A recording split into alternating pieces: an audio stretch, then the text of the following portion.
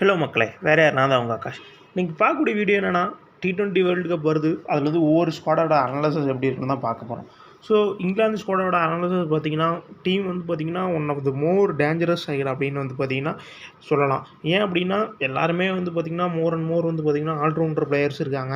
அது இல்லாமல் வந்து பார்த்தீங்கன்னா, அந்த டீமில் வந்து பார்த்தீங்கன்னா ஆல்ரவுண்டர்னாலும் பேட்டிங், பவுலிங் அதில் வந்து பார்த்தீங்கன்னா batting all rounder, bowling spin all rounder, அப்புறமேட்டு இப்படி தான் டீம் இருக்குது. ஃபுல்லாகவே வந்து பார்த்தீங்கன்னா ஆல்ரவுண்டர் இருந்த டீமாக இருக்குது.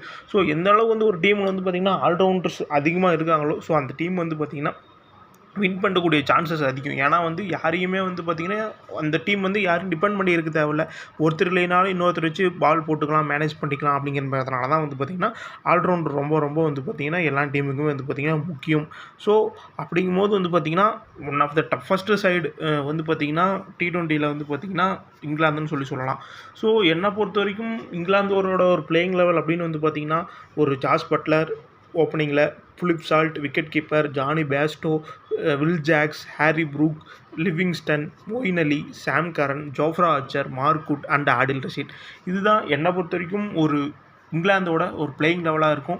ஸோ இந்த பிளேயிங் லெவலில் பார்த்தீங்கன்னா நீங்கள் வந்து எல்லா காம்பினேஷன்ஸ்லையும் ஒரு ஸ்பின் நல்லா ஆடக்கூடிய ஒரு பிளேயர், வந்து ஒரு ஆஃப் ஸ்பின் கூட போடக்கூடிய ஒரு பிளேயர், ராயல் மிடில் ஆடுற ஹிட்டர் ஆடக்கூடிய பிளேயர், ஸோ நல்ல ஒரு ஃபாஸ்ட் பவுலிங் அப்படிங்கிற மாதிரி வந்து பார்த்திங்கன்னா, ஸோ இந்த தான் வந்து இருக்கிறதுலே டஃபஸ்ட்டு பிளேயிங் லெவலாக இருக்கும் என்னை பொறுத்த வரைக்கும். ஸோ அப்படிங்கும்போது வந்து ஃபைனலுக்கு இன்னும் தெரியல. செமிஃபைனல் கண்டிப்பாக ஒன் ஆஃப் த டீம், ஏன் ஃபைனல் போகவும் நிறைய சான்ஸ் இருக்கக்கூடிய டீமில் இந்த டீமும் ஒன்று தான் அப்படின்னு சொல்கிறேன். ஸோ இந்த வீடியோவுக்கு உங்களுக்கு ஏதோ கமெண்ட்ஸ் இருந்தால் கீழே கமெண்ட் செக்ஷனில் சொல்லுங்கள்.